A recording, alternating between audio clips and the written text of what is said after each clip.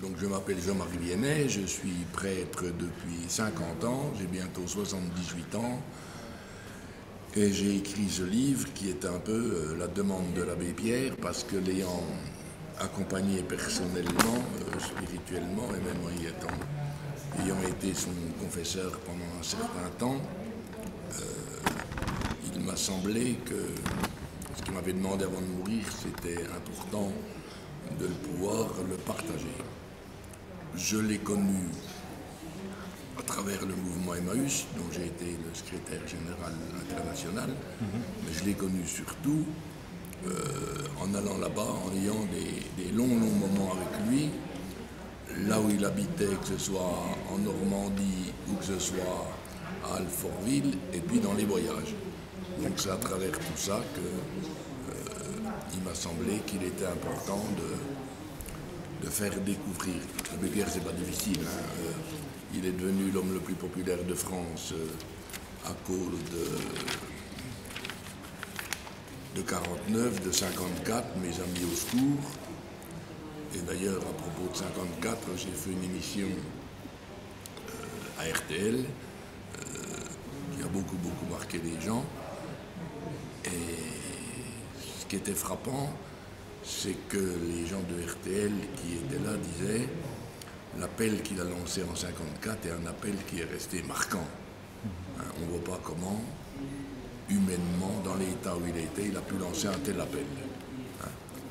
Pour moi, c'est clair, c'est que la vie de l'abbé Pierre, c'est d'abord la vie d'un contemplatif qui était engagé dans l'action.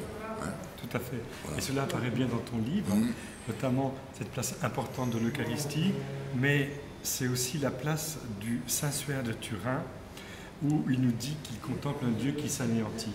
Et je voudrais rebondir avec ton livre, puisque le message qu'on reçoit de l'abbé Pierre à travers ce que tu relates, c'est sa capacité d'avoir faim et soif des hommes sans exclusive. Et aujourd'hui, avec l'arrivée des émigrés en Europe, nous recevons un message très fort de l'abbé Pierre qui consisterait à leur dire à chacun « J'ai besoin de toi ».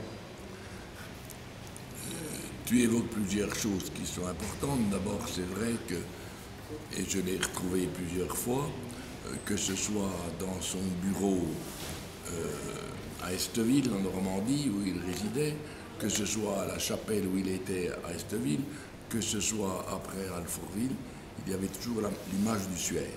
Oui. L'image du suaire qui est très importante pour moi aussi, puisque je suis curé d'un village qui s'appelle Saint-Hippolyte, où le suaire a été pendant 34 ans, le suaire qui est à Turin.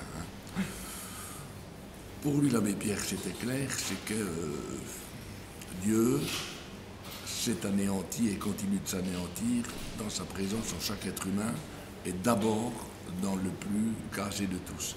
C'est vrai que par rapport à ce qui se passe à travers les immigrés, il aurait été en permanence quelqu'un qui aurait réagi et qui aurait poussé un coup de gueule en disant le même que 54. Le travail le plus difficile, c'est à travers toutes les interventions qu'il avait, sur le logement comme sur l'autre, c'est qu'il allait d'abord pour dire ces gens que vous voulez expulser, c'est d'abord des humains, quelle que soit leur foi et leur histoire. Ça, c'est sûr qu'aujourd'hui, quand on pose la question des quotas, de ce qui va se passer, pour lui c'est un non-sens, parce que le problème c'est d'abord la place première à celui qui est mis de côté. Alors justement, je rebondis sur ce que tu viens de nous dire, c'est que quand il parle de cette brûlure intérieure qu'il a connue en découvrant le passage du buisson ardent, le « je suis » de Dieu, et en même temps l'amour n'est pas aimé, on lit les deux à la fois. On peut dire qu'avec la personne exclue, l'abbé Pierre vit quelque chose de l'ordre du buisson ardent. Il est brûlé intérieurement par cette rencontre du « je suis » caché dans le prochain. Ce qui est important dans ce que tu soulignes, c'est que l'abbé Pierre n'a pas fait une fois l'expérience du buisson ardent, il a vécu toute sa vie cette expérience. C'est très important de réaliser, et combien de fois, moi-même avec mes amis très proches de lui, lorsqu'il y avait des situations de ce type, d'exclusion, de renvoi ou d'abandon, il était dans cet état-là. Oui. Il n'était pas celui qui se rappelait ce qu'il avait vécu, il le vivait. Oui. Et ça, c'était très important de le souligner. Oui, Je fais partie de ces mystiques qui vivent dans cet état-là. Tout à fait. Et d'ailleurs, j'ai relevé cette phrase dans ton livre, à la page 34, tu dis « L'Éternel est amour et il habite en tout être humain ». Oui, alors ça, c'est à mon avis... C'est une synthèse extraordinaire. Ça. Oui, mais à mon avis, ça, c'est le point absolument fondamental. C'est que pour lui, et je l'ai exprimé bien des fois parce qu'il me l'avait raconté et il le vivait, c'est que véritablement, dès l'instant où l'humanité a existé et Dieu présent, eh ben, son esprit est présent dans l'humanité, dans chaque être humain. Ça, c'est fondamental de le dire. Ce n'est pas une révélation après, c'est une révélation immédiate. Oui. Et d'ailleurs, cette contemplation, puisqu'il s'agit d'une contemplation en l'homme de Dieu, mais aussi de Dieu en l'homme, Oui. eh bien, elle est unificatrice dans toute son histoire. On peut dire qu'il y avait comme une addiction en lui, et j'utilise bien le terme puisque tu l'as mis dans ton livre, de la rencontre avec l'homme blessé pour qu'il y a toujours un avenir, jusqu'à la contradiction. Absolument. D'ailleurs, son histoire et les choix qu'il a fait dans sa vie par rapport à des situations désespérées, même à travers les engagements qu'on a pu avoir avec des amis proches de lui, pour nous, quand on pensait qu'il n'y avait plus rien à faire avec quelqu'un, ça n'entrait pas du tout dans sa perspective. Parce que, à cause de cette présence du Dieu amour en chaque être humain, nous n'avons jamais le dernier mot de quelqu'un et nous ne savons pas le dernier mot de son histoire. Ça ne nous appartient pas. Oui. Oui, oui. Ça, c'est absolument fondamental. Et ça aide à comprendre, y compris les questions qu'on a eu l'occasion d'évoquer avec René Poujol dans ce livre, comme l'affaire Garaudy. Eh ben, c'est que fondamentalement, nous n'avons pas le dernier mot pour condamner quelqu'un. D'accord. Et d'ailleurs, dans ton livre, je retrouvais un petit peu Lévinas, puisque tu étais sensible à cette expérience de l'abbé Pierre, qui disait « Parce que tu n'as pas aimé, tu devenais le véritable responsable de ce que ceux qui souffrent me blasphèment. Blasphème Dieu. » Alors ça, en particulier dans 2 homélies qu'il a fait en février 59 oui. à Beyrouth. Oui, oui. Il faut savoir quand même que par rapport à ces événements-là, le jour où je célébrais les obsèques à Esteville de l'abbé Pierre, le lendemain je recevais une cassette d'un capucin qui vit toujours, qui s'appelle Étienne Faure, et qui avait enregistré... c'est une perte dans ton livre, cette février. Bien sûr, tu reviens 2-3 reprises. Oui, et j'ai la cassette, oui, document, où l'abbé Pierre disait effectivement que il y a un tas d'hommes et de femmes qui ne croient pas en Dieu parce que le témoignage des croyants est en contradiction avec ce qui est véritablement l'annonce de la bonne nouvelle. Oui. Ça, c'est fondamental. Oui. D'ailleurs, on peut se demander même si l'abbé Pierre n'est pas le champion des droits de Dieu à cause de l'homme, des droits de Dieu en l'homme. À mon avis, je ne sais pas s'il est le champion, mais en tout cas, fondamentalement, c'est son expérience et c'est ce qu'il a. Il ne pouvait pas vivre sans proclamer ça et en témoigner. Oui. Et ce qui est très fort dans ton livre, ce qui apparaît, je dirais, c'est la trame de tout le livre, c'est que tu nous rappelles que le vrai pauvre, finalement, c'est celui à qui on ne demande rien. Notre société, avec son chômage galopant et puis en même temps ses prises en charge de toutes sortes, n'offre pas d'alternative à ceux qui sont dans le besoin. Et ça, c'est une grosse problématique que tu soulèves dans le livre. Mais la question qui est beaucoup plus... Il y a 2 aspects à travers ce que tu me demandes d'évoquer. C'est que d'une part, effectivement, chaque fois, on dit par rapport aux gens sans emploi, en difficulté, immigrés ou exclus, on dit, bon, pour limiter les dégâts, on va quand même s'en occuper. Alors que pour lui, c'est leur dignité d'être humain qui fait qu'on a à s'en occuper avant des gens les plus avantagés de la Terre. Mais il y a un autre point, d'ailleurs, que je retravaille maintenant en relisant d'autres choses, et puis aussi en retravaillant Joseph Brzezinski à cause d'engagements que j'ai avec eux, c'est que non seulement les plus exclus de la Terre, ils sont des donateurs. Oui. Non seulement, nous avons à être engagés, mais lorsqu'on prend le chemin avec eux, ils deviennent véritablement donateurs. Hein. Et nous avons à être débiteurs vis-à-vis d'eux. Tout à fait. Ce qui rejoint Saint Vincent de Paul. Oui.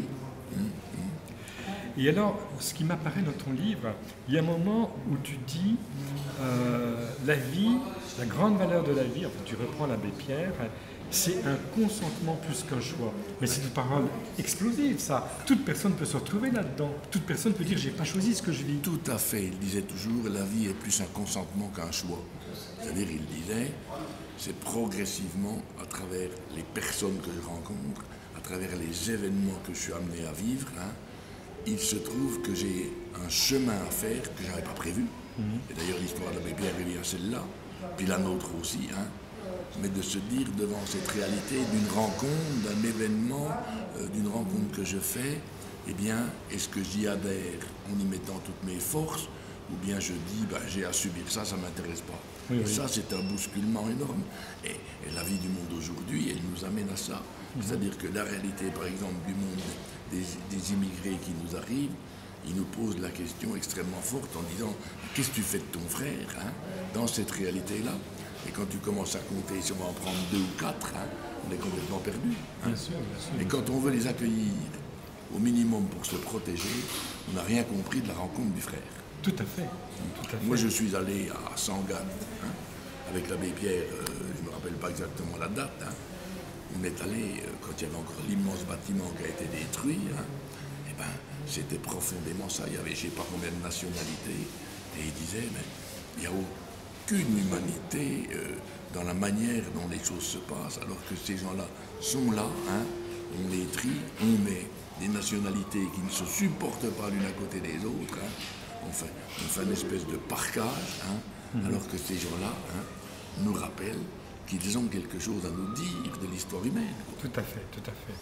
Alors justement, en écoutant ton témoignage, qui s'ancre également dans une relation très personnelle que tu as eue avec cette population durant toute ton histoire, je me dis, cette insurrection de la bonté, c'est aussi l'insurrection de la justice par rapport à nous. Tout d'abord, ça je crois que c'est absolument important. Hein. La première des choses... En suivant ton livre, je découvre ça. Oui, oui, non mais... Puis à travers la vie de l'abbé Pierre, hein, son problème, si tu veux, il était effectivement de dire, hein, c'est une question de droit profond, hein, de reconnaître à chacun, d'avoir un toit, puisque c'était le problème du logement qu'il habitait le plus, hein, de pouvoir habiter quelque part, c'est un problème absolument fondamental, avant d'être une question de bonté, c'est un droit. Hein. Bon, la terre à tous. Hein. Ben, quand j'ai publié à la demande de Emmaüs International tous les éditoriaux de l'abbé Pierre, qui s'appellent, j'espère que tu as ce livre, qui s'appelle... Non, je ne l'ai pas. Ben alors, tu me le feras. Je te le envoyer. Hein. La terre aux humains, oui, c'est oui. tous les éditoriaux, hein, depuis 1954, depuis le premier, disons ce qui ne se dit pas. Hein, et ben, quand tu travailles ça, hein, et d'ailleurs le titre qu'il avait choisi, c'est La terre aux humains. Oui, oui, oui, oui. Hein, c'est pas la terre à quelques-uns, puis la terre aux humains. Oui, oui. En tout cas, quand je t'ai rencontré la première fois, quelques années avant que tu édites ton livre, et que je te ai demandé d'écrire un livre sur l'abbé Pierre, tu te souviens de cette demande? J'étais loin d'imaginer la richesse spirituelle, mystique, contemplative et pastorale de l'abbé Pierre pour les prêtres et pour l'Église. Oui. Parce qu'il a quelque chose à dire à l'Église. Eh bien, tout à fait. Hein. C'est étonnant comment le pape François, hein, dans ce sens-là, respire les mêmes choses. Oui, tout à fait, tout à fait. Mais il y a des choses en filigrane que tu ne développes pas dans ton livre, et pour cause, parce que tu ne peux pas tout développer, ça serait un volume de plusieurs milliers de pages. Il y a un moment, j'ai retrouvé comme Gethsémani dans la vie de l'abbé Pierre. C'est dans ce passage à la page 161 que je lis « Des hommes comme l'abbé Gaudin, le père d'Épierre, l'abbé Pierre, ont ouvert les portes, pénétré dans le monde de la misère. » Donc ça, c'est une parole. Et plus loin, il déclare « L'abbé Pierre est sans doute l'exemple le plus récent d'un pôle de charité. L'hiver où il leva la voix fut un grand moment de l'histoire de l'Église. Par l'abbé Pierre, la charité du Christ fut réalisée. Les derniers devinrent les premiers et les riches leurs serviteurs. Il faut d'ailleurs savoir qu'à la même époque, d'autres prêtres et laïcs avaient amorcé le rassemblement. Or, ce qu'a fait l'abbé Pierre, ce consentement qu'il a vécu, c'est un consentement qui nous ramène tout de même au oui du Christ à Gethsémani dans une affaire où le Christ n'en peut plus. Le Christ dit « C'est impossible, Père, pour moi, mais pour toi, tout est possible. Non. Est-ce qu'il n'y a pas cette antinomie permanente chez l'abbé Pierre, justement, d'aller au-delà de ses potentialités, de ses possibilités, dans un oui de foi, un abandon total? Alors, il y a un peu trois choses que je voudrais souligner là. La première, c'est archi évident que l'abbé Pierre a connu des moments où c'était la nuit. Oui, ça apparaît tout le temps. Hein, la nuit, tout le temps, quand on disait, ben là, on ne peut rien faire, tu vois. Oui. Et on sentait bien, il disait, ben, mon Dieu, mais on sentait profondément cette opération. Lui, il disait, c'est pas possible, quoi. Hein. Il avait l'impression de se sentir abandonné. Hein. D'ailleurs, la formule la plus importante à retenir, c'est toujours, et je la reprends dans un travail que je suis en train de faire, l'abbé Pierre, il disait, quand même, on est appelé à être croyant quand même.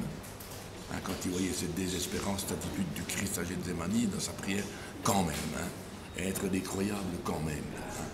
Et à mon avis, il y a un visage très très très fort. Alors, toujours, les gens qui se sont exprimés là-dessus n'ont pas su dire les choses. C'est à propos de quelqu'un qui est de la même veine, qui s'appelle Joseph Wrezinski. Oui, je l'ai bien connu, j'étais resté carrément un an avec lui. Bon, eh bien, le Joseph, si tu veux, il faut bien retenir cette phrase qui dit,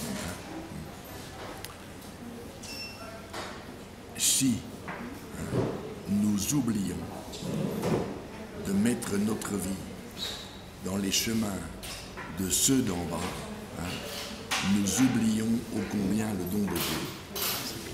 Et ça, c'est fondamental. Et moi, qui ai partagé beaucoup sur Joseph avec le Père disait, et je me souviens un jour d'une conversation avec Johnny Antonios de Gaulle et l'abbé Pierre, c'est que le Père, il disait, Joseph, il a fait ce que j'ai pas fait. C'est-à-dire, moi, j'étais sur le logement, les choses comme ça. Et Joseph, qui venait, lui, de la misère complète, tu sais combien. Oui. Et bien, le Joseph, si tu veux, il a pris le problème à bras le corps. Et a t'aider aujourd'hui à un message extraordinaire à donner. Je ne résiste pas au plaisir de relire ce passage que tu as mis en valeur. Je me dis, donc c'est l'abbé Pierre qui parle, oui, même si c'est vrai que je ne peux plus rien faire, je veux l'accepter, faire l'offrande de ce oui. Et c'est l'abbé Pierre qui explique. C'était une sorte de sacrifice d'Abraham. Et puis je rentrais me coucher, saisi d'une paix profonde, et je m'endormis. Alors que jamais encore je ne le pouvais sans médicaments, et bientôt les prévisions des médecins allaient se trouver démenties. Voilà. Effectivement, tu nous rappelles cette parole de l'apôtre Paul, ma grâce suffit car ma puissance s'accomplit dans la faiblesse. Son livre fait apparaître, je dirais en permanence, la faiblesse d'un homme et la force de Dieu. Maud, qui fait des conférences tout le temps, qui sont amenés souvent à intervenir à cause de ce bouquin et d'autres émissions, si tu veux. Hein. L'abbé Pierre a vécu 94 ans malade. Oui. Il faut bien savoir ça. Hein. Il ne pouvait pas démarrer une journée quand il dit la vie est plus 50 ans qu'un choix. On partait, on ne savait pas si on voulait finir le soir. Hein. Et il a vécu dans cet acte de foi avec les limites profondes qu'il avait. Et pourtant, si tu veux, je peux te dire, puisque c'est à moi que c'est arrivé, hein, quand je suis allé au Val-de-Grâce pour recueillir ces derniers moments-là, et je suis arrivé là, que le patron du Val-de-Grâce m'a dit, vous savez, c'est fini, hein, il est là. Et comme on s'était mis d'accord, il m'avait dit, dans quelque état que je sois, on priera ensemble. Donc je lui ai dit, Père, c'est Jean-Marie, ne bougez pas, Père, c'est Jean-Marie.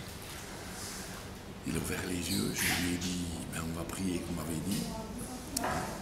Il était comme cette table, la reine. J'ai dit, notre Père, il a récité comme s'il y avait 10 000 personnes. Et je vous salue Marie, c'était véritablement fantastique, maintenant et à l'heure de la rencontre. C'est ça. Et ça, c'était véritablement son acte de foi maximum et en même temps son acte de confiance absolue. Oui. Ce qui est surprenant justement dans cette prière qu'il exprime ainsi maintenant et à l'heure de la rencontre, c'est que c'est pas seulement la rencontre de lui avec Dieu, mais c'est la rencontre du pauvre avec Dieu, dont il s'est fait pratiquement le lieutenant. Dont il s'est identifié. Voilà. Et il s'est identifié au pauvre au point même qu'il a voulu témoigner à la fin de sa vie dans un de ses livres qui a fait un peu scandale sur une bête phrase, eh bien, qu'il était de la même patte humaine que ceux qu'il a accueillis. Tout à fait. Et ça, c'est extraordinaire, ça. Mais ça a toujours été sa vérité, ça. Oui. On pourrait dire que quelque part, il avait signé et contresigné son identification avec les pauvres pécheurs en demandant pardon.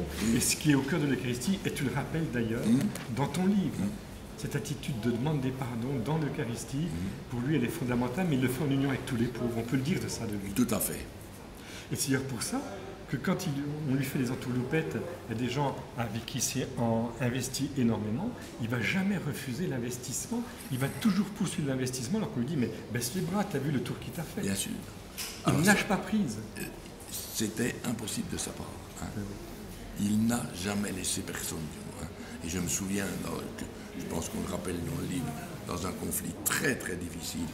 Oui, c'était tu l'as rappelé dans le livre. un moment où il était encore à Charenton, là, il fallait absolument prendre une décision pour exclure quelqu'un. Hein, et je me souviens qu'il a demandé à celui qui a dit ben moi je m'en vais. Si on soutient ce gars-là, je m'en vais. Et l'abbé Pierre s'est adressé donc, à Hervé Teul pour lui dire je te demande de rester au nom de ce qu'on a souffert ensemble. Oui. Pas parce que c'est bien, je veux dire, au nom de ce qu'on a souffert ensemble. C'est fabuleux. D'ailleurs, on se retrouve avec Jésus, avec le bon larron sur la croix. Tout à fait. Oui. On est dans cet ordre-là. Et tu fais allusion à ces rencontres avec Zindel, avec de Lubac, etc.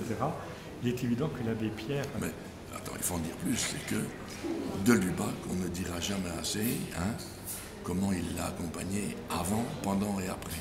De Lubac a été tout pour lui. Hein. Quand il était chez les Capucins, pour la résistance, c'est lui qui allait lui dire va trouver mademoiselle Coutas, tu vas pas t'en tirer. Tu vois, bon, et puis tout le temps, c'était une proximité étonnante. Oui. Et cet amour qu'avait de Lubac pour l'Église. Ah, mais de Lubac, c'est autre chose. À mon avis, de Lubac, si tu veux, il était en même temps un très très grand théologien, mais en même temps quelqu'un incarné dans la pâte humaine d'une manière étonnante. Oui. Moi, je l'avais rencontré avant qu'il nous quitte. Là, il m'avait offert son livre sur l'Église. Et le père de Lubac n'avait pas énormément rebondi sur la question mariale. Ce qui ne veut rien dire, parce qu'en fait, l'abbé Pierre ne disait pas trop par les mots, il le disait par sa vie. Mais la présence maternelle de Marie était en permanence avec lui. Il priait tout le temps son chapelet. Tout le temps. Oui. Mais l'abbé Pierre de ce côté-là, c'est sûr. Et tu te souviens que quand je t'ai demandé d'écrire ton livre, donc il y a quelques années, là, je crois que c'était en 2008, j'avais évoqué des remontées, on va dire, positives qui me venaient de l'abbé Pierre, sur l'abbé Pierre, et dans une possible cause à introduire. On disait c'est beaucoup trop tôt. Mais en même temps, avec le pape François que nous avons, on a l'impression que le temps est mûr de dire que nous avons un véritable saint du XXe siècle, à côté de Mère Teresa de Calcutta. Qu'est-ce que tu en penses? Il me semble que la question, si tu veux, on a évoqué beaucoup la question des miracles, pour les canonisations. Oui. Et on se rend compte que la vie de ces gens-là est un signe miraculeux en permanence. Oui, tout à fait. Et alors, parmi ces miracles, c'est cette capacité qu'il avait de rentrer dans la solitude de Jésus Eucharistie, alors même que la solitude pour lui était une épreuve à traverser. Tu le dis très bien dans ton livre à un moment, quand il avait des heures, non pas de gloire, mais de public religieux, il éprouvait la solitude des grands acteurs, des grands sportifs, etc. C'était quelqu'un qui était... Mais des choses qu'ils ont partagées et dont j'ai été le témoin, tu vois, de la même façon, c'était Don Helder Camara et lui. Oui. Faut savoir que c'était vraiment des frères de ce côté-là. On s'est retrouvés plusieurs fois assis ensemble là-bas et ils évoquaient ça. Alors, du côté de l'Eucharistie, ça c'était sacré, l'abbé Pierre. Dans toutes les situations, les conditions, il fallait célébrer l'Eucharistie. Et ça, c'était une nourriture fondamentale pour lui de pouvoir vivre cela avec une confiance absolue. Mais à mon avis, la question la plus intéressante par rapport à celle d'une reconnaissance de la sainteté de l'abbé Pierre, c'est moi j'arrive du marché, j'y serai demain matin, tu ne peux pas évoquer n'importe qui te dit d'une manière unanime la pensée populaire, c'est que l'abbé Pierre est un saint. C'est vrai, oui, tout à fait. Et tu sais que donc nous sommes dans cette neuvaine pour la France qui a Oui. démarré le 15 novembre, qui se termine le 15 août. Oui. Et c'est dans le cadre de cette neuvaine que je voulais aussi t'interviewer, parce que je crois que la France a connu au fil de son histoire, avant l'abbé Pierre, de grandes figures de proximité avec les pauvres. Je me souviens que quand Jean-Paul II a béatifié Marie-Louise Trichet, à Saint-Laurent-sur-Sèvre, eh bien, il disait que c'est une sorte de Mère Teresa de Calcutta en son temps. Eh bien, je pense que maintenant, quand on pense à Saint-Vincent de Paul et qu'on revoit l'abbé Pierre, il y a comme une sorte de rebondissement de grâce. Mais, et ça c'est important, dans le cas de la neuvaine pour la France vit ces rebondissements dans des phases extrêmement critiques. Et dans ces phases critiques, elle a toujours eu ce ressort intérieur de grands témoins de la foi. Je pense par exemple à l'école française de spiritualité que nous a donné Bérulle. Oui. Raymond nous dit que c'est un des le fondateur de cette école, avec Ollier, etc. Et le père de Montfort était le dernier des grands bérulliens. J'en ai parlé l'autre jour à propos de cette neuvaine pour la France. Eh bien, dans la spiritualité française, l'adoration eucharistique est très importante. Et cette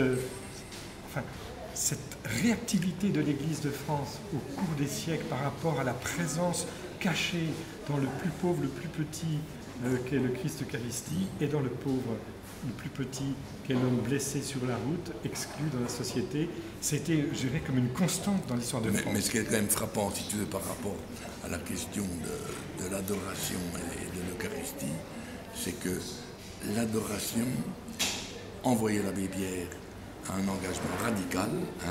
C'était pas une adoration pour fuir ou se reposer. Oui, c'est évident. Là-dessus, c'est important. Très important Oui. De ne pas en faire une espèce de là, je suis bien, je suis tranquille. Ah non, c'est l'inverse. Oui, mais ça, c'est fondamental. Oui. En tout cas, la vie de ces témoins-là, elle est comme ça. Mais en même temps, tu vois, dans ce cas de cette neuvaine pour la France, c'est important de dire que si on veut rebondir à partir des épreuves que nous traversons, nous avons des leçons à recevoir de l'abbé Pierre dans ce double pôle action, contemplation, qui se noue à partir du plus petit qu'est le Christ dans l'Eucharistie et du plus petit que le pauvre dans la société. Oui, et l'immigré aujourd'hui, quoi, dans le Pédouza. Mais ce que je trouve de plus fondamental, pour ne pas se tromper là-dessus, c'est que c'est la contemplation qui était première chez l'abbé Pierre. Ah oui. Non mais ça c'est très... Et la contemplation l'envoyait au plus loin des risques à prendre. Le buisson ardent lui a permis d'aller... Tout à fait. Et le buisson ardent permanent. Oui, en permanent. Oui. Et c'est ce qu'on peut espérer dans le développement de cette neuvaine pour la France, c'est qu'il y a une réactivité qui se fasse en France, même au niveau de l'épiscopat, pour qu'on lance les gens sur l'expérience de ce buisson ardent. Mais il faut le faire. Moi, je ne l'ai pas fait, celle-là. Ben oui, mais il est temps de le faire. Il est temps de le faire, parce que toi, tu es de la génération post-68, on avait laissé ça de côté. Non, mais ce que je veux dire, c'est que, ayant vécu très proche, entrer dans ce mystère de l'adoration, c'est pas faire semblant. Ah ben non. Dans ce sens-là que je veux le dire. Oui, d'accord. Oui. Mais tu es d'accord, Jean-Marie? Là, on a un peu une parole entre prêtres de vérité. Toi, tu es de cette génération qui, dans un premier temps, après le Concile Vatican II, a certainement laissé de côté cet équilibre nécessaire entre l'action et la contemplation. C'est-à-dire des prêtres comme l'abbé Pierre qui se ressourçaient devant sa sacrement, on en avait besoin dans les années 70-80. Et là, il y a une crise qui a traversé l'Église. Il y a un rebondissement avec ces nouvelles générations de prêtres qui arrivent, qui ont davantage reçu ce message-là. Oui. C'est une remise en cause que je fais là. Non, parce que moi, je suis... pour moi, ces éléments-là ne sont pas si clairs que ça. En me disant, aujourd'hui, on retrouve un courant qui oublie... moi, j'ai été très engagé dans le diaconia, je le suis. Oui. Je fais partie de l'équipe encore du diocèse. Oui. Je trouve qu'on est reparti vers... et heureusement qu'il y a François, mais on est reparti vers une église qui va absolument annoncer et vivre ça, en oubliant cette réalité très concrète de l'engagement. Mais parce que cette église-là n'a pas suffisamment accueilli l'apport du renouveau charismatique dans sa dimension de diaconie. Le père Raymond Alter, dont tu connais la famille, eh bien lui, il insistait énormément, c'est un des pôles essentiels du renouveau, c'était son engagement auprès des pauvres et des petits. À une époque, dans les années 70-80, c'était pratiquement le renouveau qui s'investissait pour l'accueil de ces paumés. Et qui s'investissait à la manière de l'abbé Pierre, qui ne se dérobait pas. Et ça, il faut le dire, le père Raymond Alter, hein, qui est originaire à côté de l'Île-sur-le-Doubs, insistait beaucoup sur cette dimension-là, sociétale et politique. Oui. Pour conclure, est-ce que tu as pour les jeunes qui vont regarder cette vidéo, qu'est-ce que toi, Jean-Marie Biennet, prêtre, qui était vicaire général, qui était proche des communautés Emmaüs, qui était engagé aussi dans d'autres mouvements d'église, qu'est-ce que tu peux dire aux jeunes aujourd'hui pour les mettre en route dans une vocation? En plus, c'est l'année de la vie consacrée qui arrive. Quel est ton message à toi? Alors moi, c'est pas difficile. Toi, j'y passe mon temps. J'étais encore, il y a 8-15 jours, avec 120 jeunes du Haut-Doubs, là-dessus. Je dis un peu trois choses. Premièrement, dans vos vies, quoi que vous fassiez, laissez toujours un espace pour être interpellé. Laissez un espace d'interrogation. Et les autres, quand même, si vous ne laissez pas d'espace, si vous vivez qu'avec vos sécurités, laissez un espace, parce qu'un jour l'esprit peut vous faire signe de quelque chose que vous n'entendez pas. D'accord. Ça, laissez un espace. Deuxièmement, est-ce que vous êtes capable, là où vous êtes, quand vous êtes, de pouvoir être présent à un visage ou à une situation où quelqu'un est dans le manque radical, et pas simplement comme une idée, mais vraiment d'y être présent. Et puis troisièmement, est-ce que lorsqu'il vous arrive de prendre des temps pour prier et vous recueillir, est-ce que vous êtes capable de laisser entrer en vous, quand vous êtes en prière, en méditation, en adoration, ce que vous voulez, laissez entendre, j'ai eu faim, tu m'as donné à manger, j'ai été malade, tu m'as visité, j'étais seul. Est-ce que vous êtes capable de ne pas fuir, mais de laisser ça entrer en vous?